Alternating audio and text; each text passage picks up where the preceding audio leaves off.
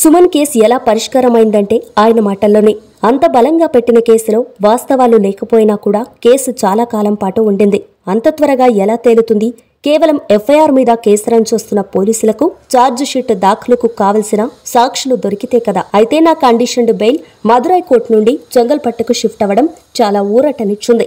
చెంగల్పట్టు పరిధిలో AVM studio ఉండటం వల్ల షూటింగ్లకు ఎలాంటి ఆటంకం కలగలేదు. దానికి తోడు ఆ స్టూడియో అధినేతలు శరవరన్, బాలసుబ్రహ్మణ్యం, కుమరన్ ఈ ముగ్గురు సోదరుల సహకారం అసలు మర్చిపోలేంది. నా షూటింగ్ అంటే చాలు, ఏ ఫ్లోర్ కావాలన్నా కూడా అడగంగానే ఇవ్వమని మేనేజర్స్కు ఆదేశించేవారు. వారి సహకారంతో చాలా సినిమాలు షూటింగ్లు చేసుకునే అవకాశం కలిగింది. చాలామంది కొత్త నిర్మాతలు నాతో సినిమాలు చేయడానికి ముందుకొచ్చారు. అలా వచ్చిన వాళ్లలో డివి నరసరాజు గారి కూతురు కవిత, ఆమె కూతురు శిరీష, ఆమెను నేను పెళ్లి చేసుకున్నాను.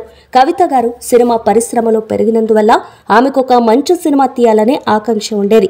ఆ విషయం కాసేపు పక్కన పెట్టి అసలు విషయానికొస్తే, Suman care of AVM studio అన్నట్టు నా సినిమాల షూటింగ్లు సాఫీగా సాగుతున్నాయి. ఒక పక్క కెరియర్, మరోవైపు కోర్టు కేసు, రెండు సమాంతరంగా నడుస్తున్నాయి. ఆశ్చర్యం కలిగించే విషయం ఏంటంటే, నా మీద పెట్టిన కేసు వైనం తెలిసి కూడా అసలేం జరగలేదన్నంత క్యాజువల్గా నాతో అందరూ మూవ్ అయ్యేవారు. నేను నిర్దోషిని, నాపై అక్రమంగా కేసు పెట్టారన్న విషయం అందరూ నమ్మారు. ఈ కేసు విషయం త్వరగా తేల్చుకుంటే ఉన్న అడ్డంకులు కొన్ని తొలగుతాయనే విషయంపై శ్రద్ధ పెట్టారు. నా కేసు మద్రాసులోని సైదాపేట కోర్టు నుండి ఢిల్లీ సుప్రీంకోర్టు వరకు ప్రొసీడింగ్స్ నడిచాయి. రామ్ జట్మలాని, సోలా సోరార్జీ, పరాశరన్, జి రామస్వామిలతో పాటు ఢిల్లీలోని పరాన్ ఖుర్షిద్ గారు కూడా ఈ కేసులో జోక్యం చేసుకున్నారు. కేవలం ఎఫ్ఐఆర్ మీద ఈ కేసును ఇంతకాలం రన్ చేయటం వల్ల న్యాయ వ్యవస్థ మొత్తం నిరసన వ్యక్తం చేసినప్పటికీ పోలీసులకు చీమ కుట్టినట్టు కూడా అనిపించలేదు. అలాంటి స్థితిలో తమిళనాడుకు గవర్నర్గా పిసి అలెగ్జాండర్ గారు వచ్చారు. అమ్మ వెళ్లి ఆయన్ను కలిసింది.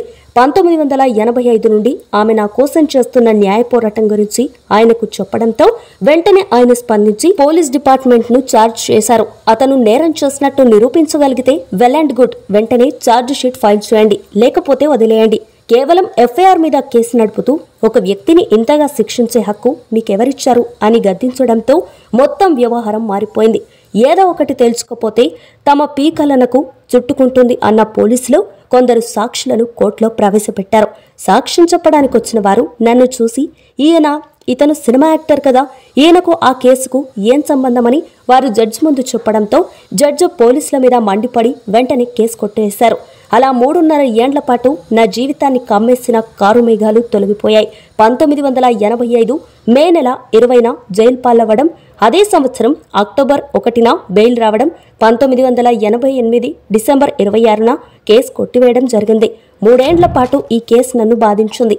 చేయని నేరానికి శిక్ష పడ్డవాడిగా నేను చరిత్రలో మిగిలిపోయాను అంటూ తన కేసు సమస్య ఎలా పరిష్కారమైంది వెల్లడించాడు సుమన్.